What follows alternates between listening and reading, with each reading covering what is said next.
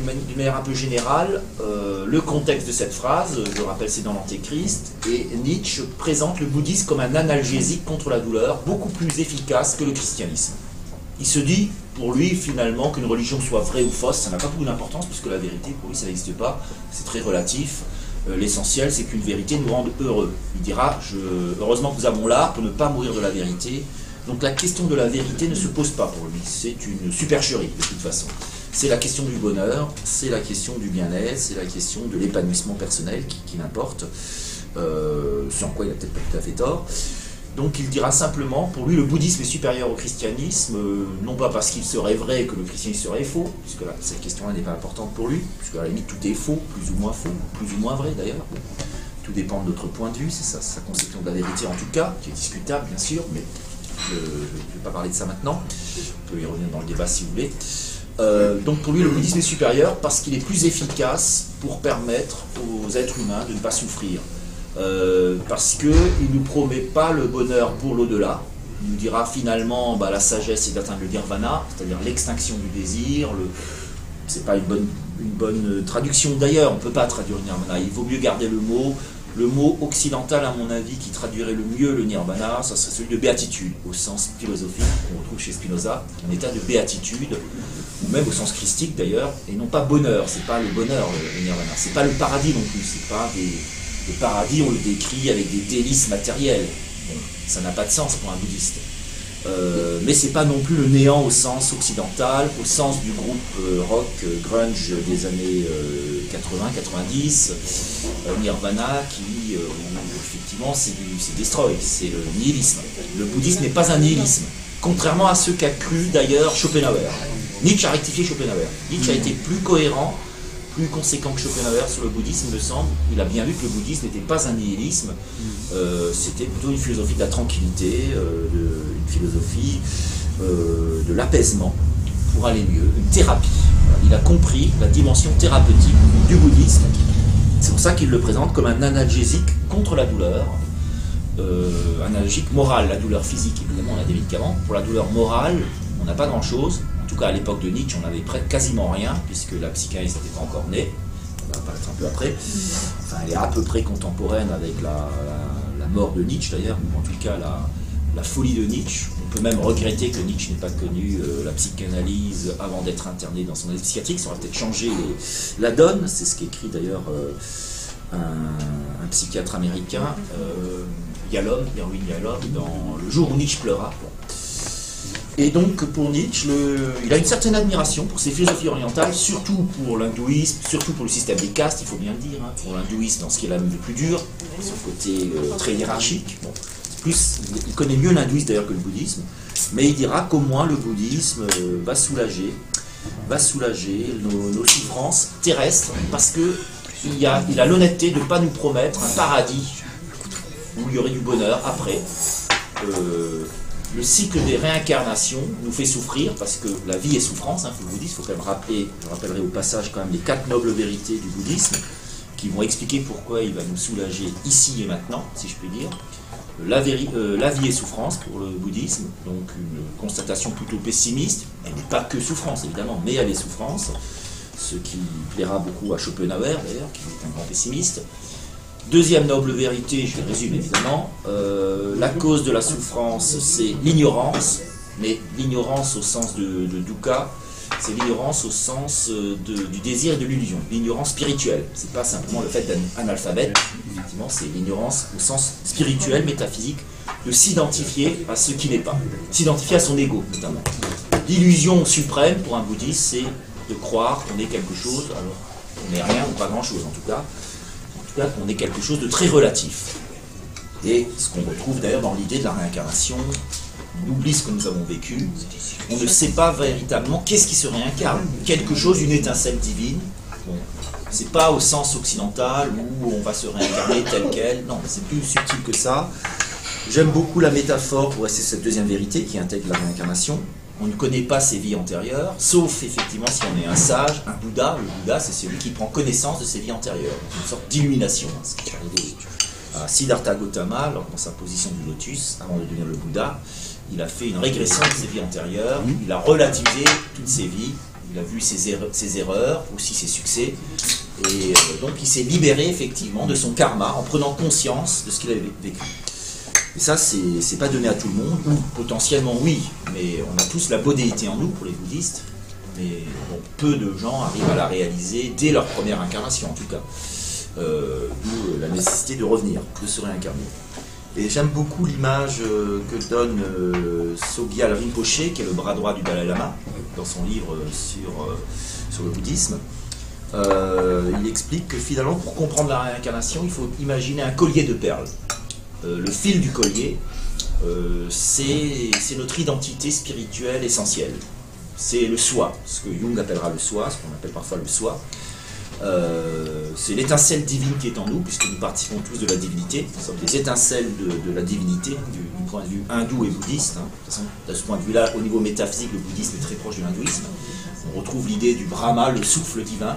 Nous sommes tous finalement des souffles divins, des étincelles de divinité. Et chacune des perles qui va faire le collier, c'est une de nos existences incarnées. Là, en ce moment, du point de vue bouddhiste, évidemment, nous sommes une perle parmi d'autres. En plus, c'est bien de parler de perles, ça nous valorise. Collier de perles, c'est une belle métaphore, je trouve. Donc, je trouve que c'est très parlant, quand même, pour comprendre un peu l'idée de la réincarnation. Il y a un fil directeur, qui est le fil du collier, qu'on ne connaît pas, qu'on connaît mal. On peut connaître, peut-être, que quand on arrive au nirvana, peut-être c'est la connaissance absolue de toute chose. C'est un état de vacuité pleine, de plénitude vide. C'est très paradoxal comme état, en fait. C'est très subjectif. Ce que je trouve aussi intéressant en bouddhisme, c'est que le nirvana est très subjectif. À chacun son nirvana, si je puis dire. Il n'y a pas de recette du bonheur. De toute façon, les gens n'aiment pas les mêmes choses. Quand on a des descriptions du paradis, par exemple des descriptions chrétiennes, d'anges qui vont chanter toute la journée, ça peut être agaçant à la fin quand même, toute l'éternité. Bon, on ironise là-dessus, évidemment, c'est une métaphore. Le paradis des musulmans est déjà plus concret, mais ça peut aussi, c'est quand même trop anthropomorphique. Pour les plaisirs sensuels, on va faire tout ce qu'on n'a pas le droit de faire sur Terre. C'est un peu décevant quand même pour un bouddhiste. C'est vrai que c'est un peu infantilisant. C'est comme un enfant, on lui est interdit de faire des choses, tu pourras plus tard quand tu seras grand. C'est ce qu'on a reproché à la religion en général. Alors évidemment, les théologiens des religions de livres, tout de suite réagir et dire qu'il ne faut pas les prendre ces textes au premier degré. Malheureusement, beaucoup de croyants prennent ces textes, ce qu'on appelle la foi du charbonnier, au premier degré. Ce qui fera le dogmatisme, voire même le fanatisme aussi. Le bouddhisme est plus subtil parce que même pour le peuple, on n'a pas tout ça. Il y a différents niveaux de bouddhisme, bien sûr, mais on n'a pas des choses aussi grossières, il me semble, dans le bouddhisme. C'est plus subtil, de toute façon. C'est aussi pour ça que Nietzsche, en tant que philosophe, bon, il n'y a pas photo pour un philosophe, vous lisez les textes bouddhistes, vous lisez les textes des religions de livres, vous allez forcément avoir un faible plutôt que les textes bouddhistes. C'est-à-dire c'est plus philosophique. Certains iront même jusqu'à dire c'est plus une philosophie qu'une religion, mais ça peut tout à fait se vivre comme une religion. C'est une doctrine, c'est une spiritualité. Les bouddhistes ne veulent pas donner de nom précis à leur enseignement. C'est un enseignement, de toute façon. Bon, on peut le vivre vraiment comme une religion, il y a une croyance, c'est une vraie religion, avec des principes. C'est moins dogmatique que la religion des livres, mais il y a quand même des principes. Si vous n'y croyez pas, vous n'êtes pas bouddhiste. Bon. Mais c'est plus souple, effectivement. Et c'est surtout plus thérapeutique. C'est ce qui intéresse Nietzsche. Oui. Tu nous as dit 4 notes. Ah oui, je continue. J'en ai noté que 2. Oui, je continue. Là, j'étais toujours dans la deuxième. C'est la plus importante. J'ai expliqué la deuxième. La troisième, donc. La troisième, c'est que le but à atteindre, c'est le nirvana. Le nirvana et la libération. La libération s'appelle le nirvana, d'ailleurs. Il y a plusieurs traductions. Il y a bien l'idée de dire juste le mot, sans préciser.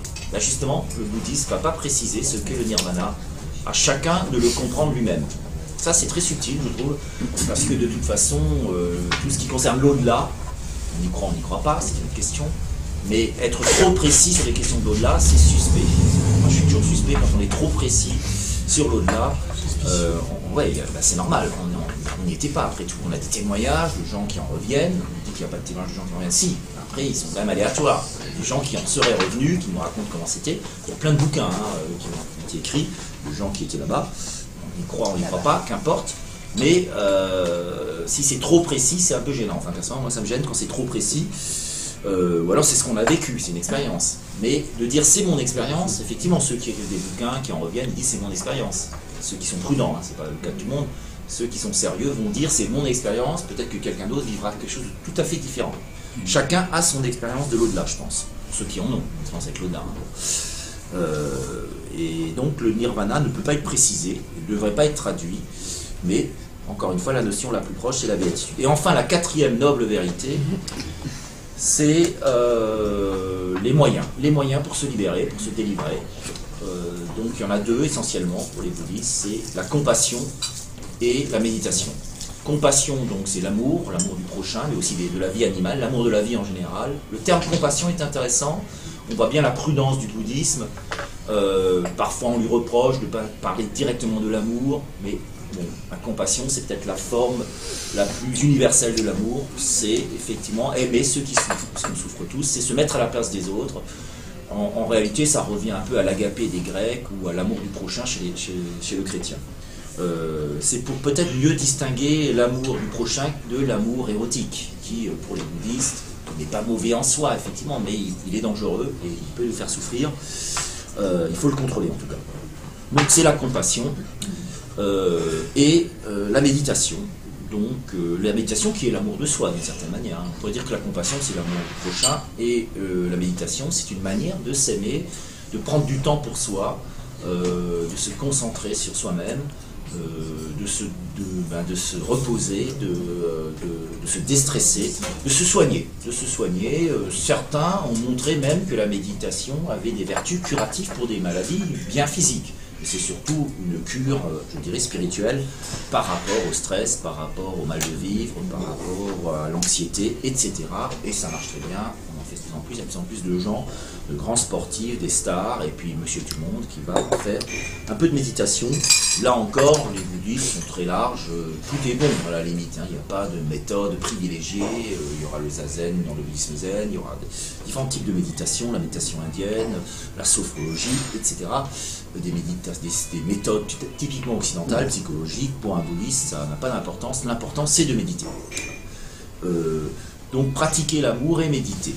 Vous voyez que finalement, c'est pour ça qu'on a fait souvent du bouddhisme une philosophie. Il n'y a rien de religieux au sens traditionnel du terme. Il n'y a pas de culte, alors qu'effectivement, les bouddhistes qui se disent bouddhistes, ils vont au temple, il y a quand même des prières, mais dans les 4 nobles vérités, tout ça n'est pas précisé. C'est exclusivement philosophique, si je puis dire. Une philosophie spirituelle, bien sûr, puisqu'il y a l'idée de la réincarnation. Encore que la réincarnation, vous aurez remarqué que dans les 4 nobles vérités, en tant que telle, la réincarnation n'est pas directement impliquée. Le Bouddha aurait même dit que si vous ne croyez pas à la réincarnation, c'est pas grave, c'est pas essentiel. C'est quand même le corpus hindouiste que le bouddhisme a repris. Pour repréciser les choses par rapport à l'hindouisme, pour aller vite, le bouddhisme c'est de l'hindouisme plus humaniste, avec, comment dirais-je, la suppression de l'idée de hiérarchie de caste. Système de caste, le Bouddha a décidé d'ouvrir la religion à tout le monde, aux pauvres et aux femmes. Alors que dans l'hindouisme, bon, seuls les hommes pouvaient être des prêtres. Dans le bouddhisme, il y a beaucoup de nonnes qui sont des vénérables femmes, de plus en plus d'ailleurs. Et les bouddhistes, beaucoup de bouddhistes, pas tous encore une fois, il faut préciser, mais je sais qu'au Vietnam et au Japon notamment, on attend même un nouveau Bouddha, le Maitreya, qui est une sorte de second avènement du Bouddha. Le Messie au sens bouddhiste, c'est pas tout à fait la même notion que celle dans le christianisme, mais un nouveau Bouddha, puisque les Bouddhas peuvent venir. Il y en a plusieurs, il n'y a pas que le premier Bouddha, Gautama, qui est le Bouddha fondateur, le premier. Il y a eu plusieurs Bouddhas, des quelques centaines, pas des milliers, parce que bon, c'est pas évident d'être Bouddha. Tout le monde peut devenir Bouddha, mais bon, de là à le devenir, c'est notre paire de manches. Mais beaucoup de bouddhistes aujourd'hui attendent une femme. Ils disent les hommes ont eu leur tour. Ce qui, à mon avis, pourrait expliquer le problème du Dalai Lama, et c'est très sérieux, qui dit qu'il a du mal à trouver un successeur. Il cherche, il ne trouve pas. Donc à nouveau, quelqu'un qui le remplacerait, qui serait la réincarnation d'un ancien Bouddha du Tibet. Peut-être parce que justement dans le bouddhisme tibétain, je ne suis pas sûr, mais je crois savoir que c'est peut-être, c'est pas un reproche, c'est une tradition, c'est patriarcal quand même, je crois que le Bouddha, enfin le Dalai Lama doit être un homme, ça a toujours été un homme, jusqu'au Dalai Lama, donc peut-être qu'il faudrait une petite réforme, et puis peut-être qu'il ne trouve pas parce que, enfin c'est une idée, parce qu'il devrait attendre une femme peut-être.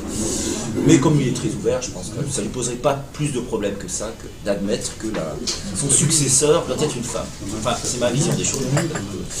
Mais c'est très sérieux, surtout au Japon, beaucoup de bouddhistes attendent plutôt une femme, ce qui me semble assez logique par rapport à l'ère du temps, l'ère du Verseau.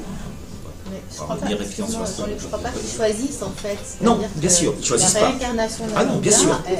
Ah non, mais je ne parle pas de choisir, hein. Je parle simplement qu'il se pourrait que la réincarnation du Bouddha soit une femme. Et que malheureusement, si on cherche un homme, on peut toujours chercher, on ne trouvera pas. Ce qui peut expliquer qu'il puisse y avoir un blocage au niveau de la... on ne trouve pas la bonne personne, quoi. Parce qu'on ne cherche pas là où il faut, on ne cherche pas chez les femmes. Dans ce cas précis, peut-être du Dalai Lama, je pense. C'est possible, hein, puisque c'est un bouddhisme très ancien, avec un système quand même assez patriarcal, comme la plupart des religions d'ailleurs. Hein. Et encore une fois, c'est pas une critique, hein, mais c'est vrai que personnellement, je serais plus proche de ce point de vue-là de certains bouddhistes vietnamiens ou japonais qui sont ouverts à l'idée d'une femme, notamment Tanizaki, le grand écrivain japonais, qui lui attendait plutôt une femme. C'était un grand auteur, à la fois érotique et bouddhiste moderne, on dit. Et qui attendait plutôt une femme.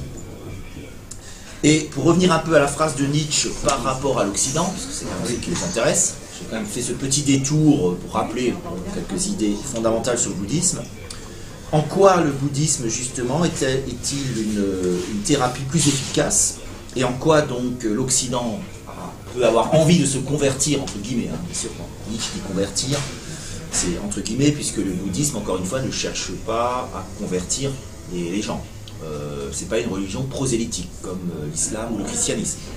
Même si le christianisme c'est beaucoup moins maintenant, mais quand même, le protestantisme, les sectes protestantes ou les églises protestantes évangélistes sont toujours dans un prosélytisme assez, entre guillemets, agressif, hein, parfois. Le catholicisme beaucoup moins, bien sûr, on ne va pas refuser. L'islam plus que le catholicisme, au moins autant que le protestantisme. Donc le bouddhisme, pas du tout. Ça ne veut pas dire que les bouddhistes ne sont pas prêts à recevoir des gens qui veulent devenir bouddhistes, mais comme le Mathieu Ricard, il y a de nombreux Français quand même qui se convertissent au bouddhisme. Bien sûr qu'ils vous accueillent les bras ouverts, mais la démarche est très subtile, encore une fois. Alors là j'ai un petit exemple vécu qui m'avait beaucoup touché. C'était, je crois, l'année dernière, un bonze qui était dans la rue à Vincennes, et il n'avait rien, il avait juste sa toge safran. C'était un Français d'ailleurs, un converti, quand même, on peut se convertir au bouddhisme, et il souriait aux gens et c'est tout.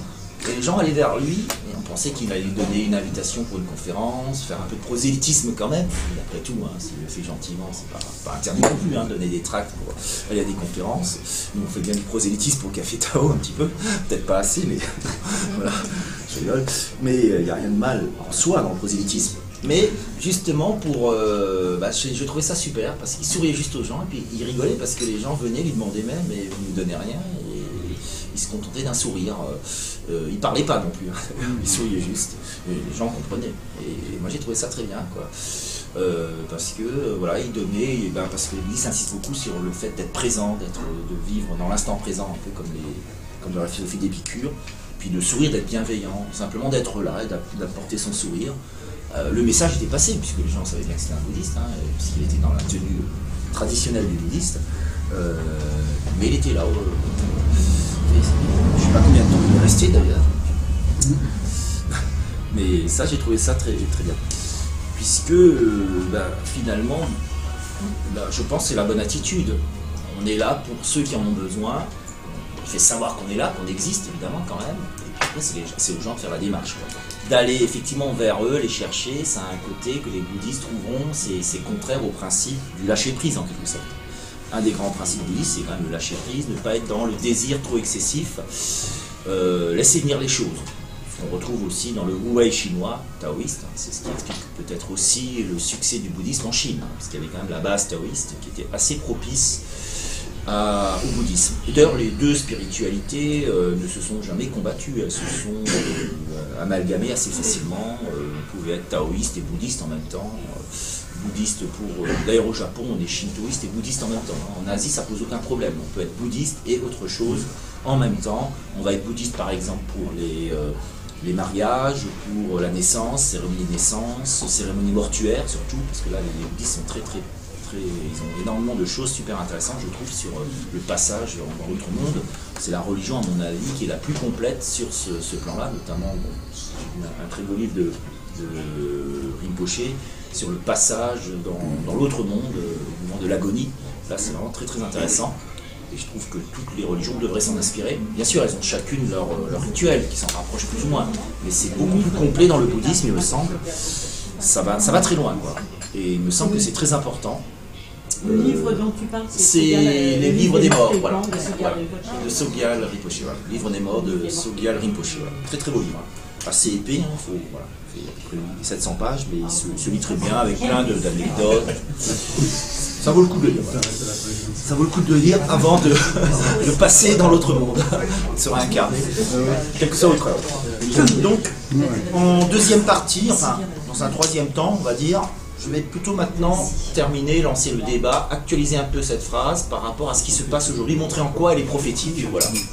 Nietzsche, comme tous les grands intellectuels, avait une dimension prophétique. On dit souvent, l'a souvent présenté comme une sorte d'électron libre, à moitié fou. Enfin, il va mourir fou d'ailleurs, mais il était déjà un peu fou dans un sens. Hein. C'est le philosophe à coups de marteau. Il est intuitif. C'est un poète plus qu'un philosophe d'une certaine manière. C'est pour ça qu'il plaît bien, surtout aux jeunes, aux adolescents, dans les lycées. C'est le philosophe préféré de tous les élèves, hein, j'ai remarqué. Parce que il déménage, il est révolutionnaire, enfin il est révolté contre le système, il critique tout, donc ça plaît aux jeunes. Heureusement qu'il plaît encore, parce que je me dis s'il plaisait plus aux jeunes, c'est qu'il serait vraiment, ce serait inquiétant quoi, pour l'avenir de la société. Si les jeunes n'aimaient plus Nietzsche, bon, ça serait quand même un peu inquiétant, je pense. Après, on mûrit, on prend un peu des distances avec Nietzsche, on y revient de temps en temps. Bon, on peut rester Nietzschéen jusqu'à la fin, hein, ceci dit. Bon, mais sa phrase me semble assez juste parce que l'Occident, c'est pas que l'Occident, on pourrait dire sur le monde entier, mais lui il parlait d'Occident. Il a réalisé à son époque que l'Occident en avait marre de souffrir, d'où le nihilisme. Ce qu'il appelle le nihilisme, c'est une conséquence du refus de souffrir, puisqu'il y a eu énormément de guerres, les guerres de religion, etc. Donc l'Occident en a marre de faire la guerre au XIXe siècle, donc on commence à faire un peu plus la paix. Enfin, il y a quand même Napoléon qui est un des derniers à faire la guerre. Bon. Mais après la défaite de Napoléon, on calme le jeu, ça reprendra à la fin du siècle avec Bismarck, hein, l'Allemagne qui va relancer les guerres. Mais pendant quand même 50 ans, on va dire, au XIXe siècle, il y aura une paix relative, on va dire, à peu près en Europe. C'est l'époque de Nietzsche, et Nietzsche constate qu'on ne croit plus, on fait semblant de croire au christianisme ou dans les religions du livre, mais qu'on n'y croit plus vraiment. Que quelque part, bon, c'est la fameuse mort de Dieu qu'il annonce, hein, Dieu est mort, parce que le christianisme a échoué, surtout le christianisme allemand, parce que Nietzsche, bon, il est fils de pasteur, il est bien placé pour le savoir. Le protestantisme allemand est quand même mal en point au XIXe siècle. Il y a la montée des idées du capitalisme d'un côté en Angleterre, notamment, avec la révolution industrielle, et du communisme en Allemagne, avec Karl Marx, qui sont deux idéologies mortifères. Pour Nietzsche, il déteste cordialement le marxisme comme le capitalisme, qui est, bon, voilà, c'est le culte de l'argent, ce qui lui fait horreur. De toute façon, il déteste tout, Nietzsche, hein, d'une certaine manière. Il attaque tout. Mais bon, il réserve quand même ses flèches, surtout pour le marxisme, qui est une philosophie du ressentiment, mais aussi pour le capitalisme. Il critique évidemment assidûment le christianisme, tout en ayant de grands amis chrétiens. Hein. Ceci dit, il ne faut pas toujours le prendre au premier degré, Nietzsche. Hein. Il attaque très fort, mais en même temps, il peut être ami avec les gens qui représentent cette idéologie. Il est humain, c'est pas, voilà, c'est quelqu'un qui était charmant, paraît-il. Hein. C'était un grand lettré, mais c'est sa manière d'être, quoi. Il fait pas de concessions. C'est une philosophie de l'attaque, quoi. Il faut détruire pour reconstruire, hein. C'est un peu son idée. Hein. C'est pas un destructeur, hein. C'est pas un nihiliste lui-même, mais il faut détruire, il faut abattre les idoles. Il a écrit le crépuscule des idoles, et il dit que finalement, comme l'Occident, alors pour lui c'est pas une bonne chose, hein, que l'Occident soit fatigué de souffrir, parce qu'ils disent que finalement l'homme fort, le surhomme, comme il dit, le surhomme c'est celui qui accepte la souffrance, qui dit oui au destin, mais c'est héroïque. C'est héroïque, c'est pas donné à tout le monde, c'est le moins qu'on puisse dire. Lui-même pensait être ce surhomme, il a été déçu à tour de rôle par Wagner, par Schopenhauer, même par une femme qui pouvait être le surhomme au féminin. Übermensch en allemand, c'est un neutre, hein, Mensch. Lou Salomé qui l'a beaucoup déçu. C'est de là lui viendra d'ailleurs sa misogynie, hein, puisqu'il va avoir pas mal de galères avec les femmes, enfin bref. Donc il va s'intéresser à l'Orient, c'est une sorte de consolation pour lui, au bouddhisme. Mais il reconnaît que bon, c'est une sorte de moindre mal, voilà, le bouddhisme. C'est pas l'idéal UTT, effectivement, le culte du surhomme, mais il n'y croit plus à la fin de sa vie. Donc il se dit finalement, bon, puisque c'est foutu d'une certaine manière pour l'humanité, autant devenir bouddhiste, quoi. Enfin, ce qu'il ne fera pas, il n'aura pas le temps de le faire, mais autant devenir bouddhiste, au moins, en faisant une philosophie de l'apaisement. Lui ne croit pas forcément dans un au-delà, on ne sait pas trop, hein. Il n'est pas athée non plus. On ne sait pas trop quelles sont ses croyances métaphysiques. L'éternel retour, c'est très indien d'ailleurs. Bon. il semblerait qu'il ait cru à une sorte de réincarnation mais matérielle. Alors c'est très compliqué, c'est ce qu'on appelle l'éternel retour. Hein. C'est-à-dire qu'à un moment donné, toutes les combinaisons chimiques sont épuisées, donc vous n'avez pas le choix, vous allez être obligé de le revenir exactement comme vous étiez. C'est-à-dire peut-être que pour Nietzsche, cette scène-là, on l'a déjà vécue il y a quelques milliards d'années. Voilà. Une fois que toutes les combinaisons sont épuisées, de toute façon, on revient au même. C'est une idée assez particulière, bon, qui fait partie d'une tradition matérialiste indienne. Hein, parce qu'il n'y a pas que le mysticisme hein, dans la pensée indienne, elle est très riche. Il y a aussi des branches matérialistes qui ne sont pas 100% matérialistes, mais qui conçoivent la réincarnation d'une manière purement physique. Quoi. Comme quand on dit que tu retourneras à la Terre, effectivement, on se transforme quelque part, même pour un athée, on se réincarne d'une certaine manière, en fleurs, puisque notre matière première, elle est réutilisée. Mais pour Nietzsche, à un moment donné, c'est tellement réutilisé, tellement souvent, qu'on retombe sur la même formule. Il faut être patient. Hein. C'est une idée assez spéciale d'ailleurs. Je ne suis pas sûr de l'avoir parfaitement comprise, hein, parce qu'on l'a interprétée dans tous les sens, cette idée de l'éternel retour. Bon. Donc le bouddhisme est tout à fait dans l'air du temps aujourd'hui, c'est vrai, par rapport à cette fatigue de souffrir. Qu'est-ce qu'on cherche à fuir? C'est la souffrance, pas seulement physique, hein, bien sûr, la souffrance physique essentiellement, mais elle a toujours existé, mais la souffrance morale surtout. La souffrance morale, la culpabilité, le chagrin d'amour, etc. Donc une période où il y a beaucoup de souffrance morale. D'ailleurs, l'Europe et la France en particulier, le plus grand consommateur d'antidépresseurs.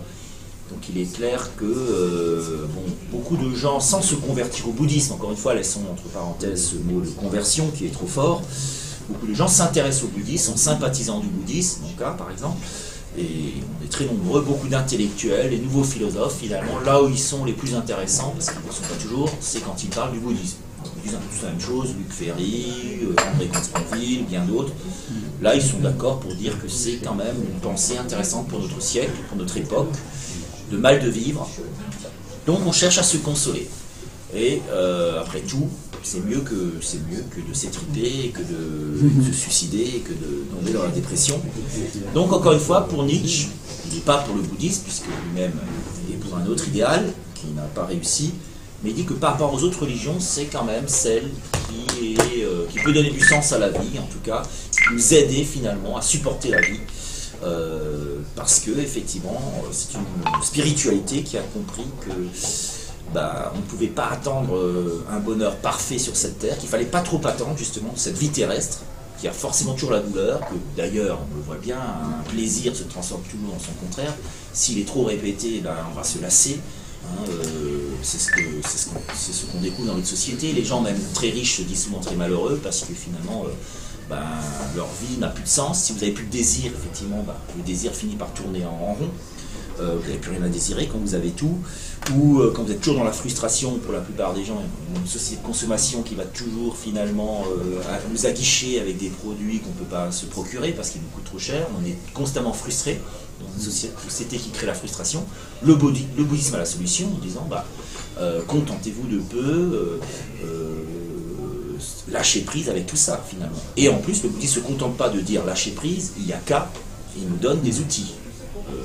Et même il nous préconise des outils qui ne viennent pas forcément directement du bouddhisme. Il va même encore plus loin. Il a ses propres outils, méditation,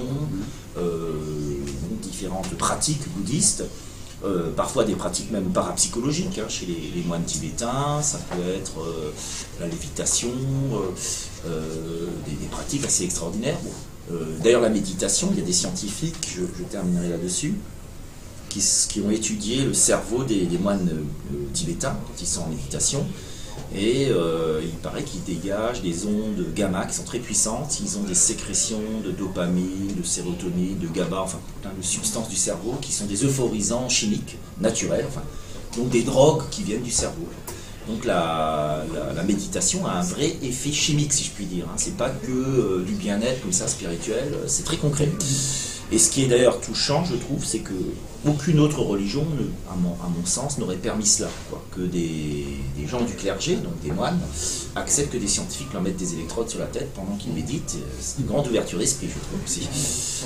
Et ça montre qu'ils n'ont pas peur, finalement, de la science, surtout. C'est ça qui fait la force aussi du bouddhisme, c'est qu'il accepte effectivement d'être confronté à la science, Même si les scientifiques, parmi les scientifiques, tout le monde, ils ne sont pas tous matérialistes, hein, les matérialistes diront, vous voyez bien, la religion c'est juste dans le cerveau, et que voilà.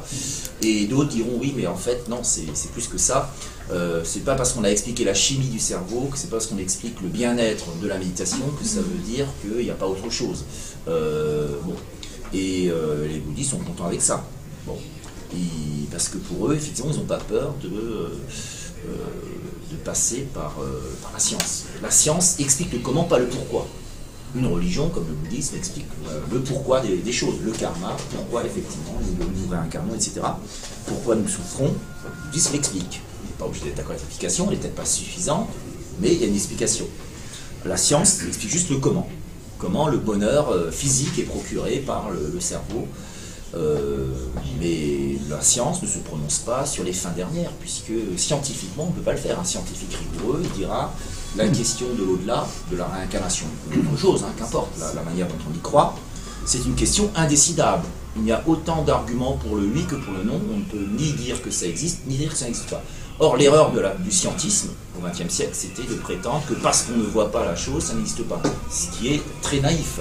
C'est comme Gagarine, quand il est allé dans l'espace, et il a dit « j'ai pas vu Dieu ». Bon, non, c'est une boutade, c'était pas si stupide que ça, Gagarine. Il savait bien que c'était pas un argument, c'était une blague d'athée matérialiste. Dire, comme si, effectivement, on avait une chance de le voir dans l'espace. Si on devait le voir, c'est en nous, évidemment. Ce que diront très bien les bouddhistes, hein, le divin il est en nous, c'est la bodhéité qui est en nous. C'est pour ça c'est ridicule aussi de dire que le bouddhisme est un athéisme. Non, j'ai lu un bouquin d'un médecin qui disait le bouddhisme est une religion athée, ça n'a pas de sens. Mais c'est vrai qu'il n'y a pas le Dieu personnel du christianisme, c'est le divin plutôt, c'est du panthéisme d'une certaine manière, c'est Dieu, il est dans la nature, c'est le dharma, il est en nous, quoi. C'est immanent. Voilà, c'est un divin qui est immanent. Ça aussi je trouve que ça parle bien aux Occidentaux aujourd'hui, puisque beaucoup d'Occidentaux sont fâchés avec les religions du livre à cause du côté patriarcal, d'un Dieu souverain, tout-puissant, avec un Dieu très moraliste aussi, hein, qui dit « fais pas ci, fais pas ça ». Évidemment, on a un certain histoire, on prend les Occidentaux sur ce plan-là. Et donc le bouddhisme, au moins, ne fait pas la morale. Bien sûr, c'est une religion avec une vraie morale, mais il ne va pas tomber dans le piège de la moraline, comme le dit Nietzsche. Voilà, ça sera plutôt une éducation vers le bien, une bienveillance. Voilà. On est dans la pensée positive aussi avec le bouddhisme. Ça, c'est très à la mode aussi aujourd'hui. La psychologie américaine l'a bien repris, l'a emprunté au bouddhisme d'ailleurs. Hein. Il faut savoir que les grands psychologues américains ont compris que la force du bouddhisme c'était aussi cette pensée positive qu'on retrouve chez les moines tibétains, dans le tantrisme. Dans toutes les branches du bouddhisme, vous avez une pensée éminemment positive. Si on crée effectivement une conscience positive, qu'on pense que demain sera mieux, que les choses iront mieux, elles vont aller mieux, forcément. Et la méditation nous aide aussi à ça, d'ailleurs, à créer de la pensée positive. Et enfin, je dirais, c'est peut-être pas la raison la plus valable pour laquelle le bouddhisme séduit, mais là je terminerai sur les stars américaines, il séduit aussi parce que l'idée de la réincarnation plaît bien aux Occidentaux, parce que c'est l'idée de changer de vie, changer d'identité. C'est pas un hasard non plus à mon sens que ça a eu tellement de succès chez les stars américaines qui sont dans des réincarnations spontanées à chaque fois qu'ils incarnent un rôle. Chaque fois que vous incarnez un rôle, vous êtes une autre personne. Certaines stars ne veulent pas jouer les méchants d'ailleurs, hein, parce qu'ils ont peur que ça... inconsciemment même, ils n'ont pas envie de jouer les méchants, je les comprends. Et certaines stars maintenant le font exprès pour montrer qu'ils sont capables de le faire. Il paraît que ça leur coûte. Hein. Et c'est vrai que vous verrez rarement certains acteurs jouer les méchants, quoi, parce qu'ils n'y tiennent pas, tout simplement. Et donc, lorsque vous incarnez un rôle historique, eh bien, vous avez intérêt à avoir l'impression que vous êtes vraiment cette personne. Comme Will Smith dans Mohamed Ali, c'était absolument extraordinaire, son incarnation. Je vais donner d'autres exemples. Donc ça ne me surprend pas que les stars d'Hollywood, pour beaucoup, pas toutes, bien sûr, s'intéressent au bouddhisme tibétain notamment, qui insiste beaucoup sur la réincarnation. Parce qu'il y a des formes de bouddhisme qui vont moins insister, il me semble, sur la réincarnation. Et c'est très fun, effectivement, de se dire on aura une autre identité, y compris un autre sexe dans une autre vie, etc. Bon, ça c'est des idées. Je terminerai d'ailleurs avec une petite légende, on va vous donner la parole, de la déesse Kuan Yin, qui est une déesse très appréciée au Vietnam, qui est un bodhisattva, d'ailleurs, qui s'est réincarné en femme. Donc un Bouddha de compassion qui est revenu sous la forme d'une fille, la fille d'un roi, cruel et méchant, parce qu'il voulait que sa fille se marie à tout prix avec un prince, C'est un peu la reprise au féminin de l'histoire du Bouddha, d'une certaine manière. Hein. Ça y ressemble un petit peu. Et cette fille ne veut pas, elle veut rentrer dans les ordres, elle veut devenir nonne dans un monastère. Son père veut la forcer, donc il va acheter les moines en leur disant faites-la lui faire des travaux très difficiles pour qu'elle soit dégoûtée, qu'elle quitte les ordres et qu'elle se marie. Ça va pas marcher, elle va persévérer quand même. Alors il va être en colère, il va incendier le monastère, parce qu'il se sent trahi par les moines, il est trahi par les moines d'ailleurs. Et miraculeusement elle se sauve, ensuite il lui fait trancher la tête et l'épée se casse. Finalement elle se retrouve quand même, elle est quand même tuée, elle se retrouve dans l'au-delà, puis c'est là qu'elle se réincarne, qu'elle devient une déesse très puissante, qu'elle ouvre les enfers, etc. Enfin une très belle histoire. Et cette déesse est très appréciée dans les pays d'Asie du Sud-Est. Ça serait d'une certaine manière une figure peut-être de ce qu'on appelle le Maitreya dans le bouddhisme, au féminin. Donc on a souvent des histoires comme ça de femmes très pures en Asie, en Corée aussi. Comment tu dis? Elle s'appelle Dieu Tien. Le nom en fait de la fille c'est Dieu Tien, mais elle va s'appeler Kuan Yin, c'est son nom de déesse. Quoi. Parce que vous avez, en fait, dans le panthéon bouddhiste, les dieux et les déesses, c'est des êtres humains qui sont divinisés en quelque sorte. C'est des Bouddhas. En fait, le Bouddha, c'est l'être humain qui se divinise. De ce point de vue-là, ça répond aussi à la question qu'on peut avoir sur les dieux païens en général. La thèse, je ne sais plus de quel intellectuel, mais je crois qu'il y a un intellectuel très connu du Muni, je crois qu'il disait qu'en fait les dieux ce sont des héros qui ont été divinisés tout simplement, qui sont retrouvés dans l'au-delà et on les a divinisés tout simplement. Voilà. D'ailleurs, d'où la représentation des dieux et des déesses sous forme de beaux corps humains, beaux corps de dieux, de héros et d'héroïnes. Enfin, vous avez énormément de légendes comme ça qui vont un peu dans ce sens de l'importance de la pureté pour le bouddhisme, d'apprendre à faire le vide, dans la compassion, très important, la compassion pour tout ce qui vit, et pas seulement pour les êtres humains, mais pour les animaux. Je dirais aussi cette dimension écologique, authentiquement écologique du bouddhisme, plaît bien à l'Occident. Donc vous voyez, c'est quand même une philosophie, ou une religion, une doctrine qui a tout pour plaire à l'Occident d'aujourd'hui.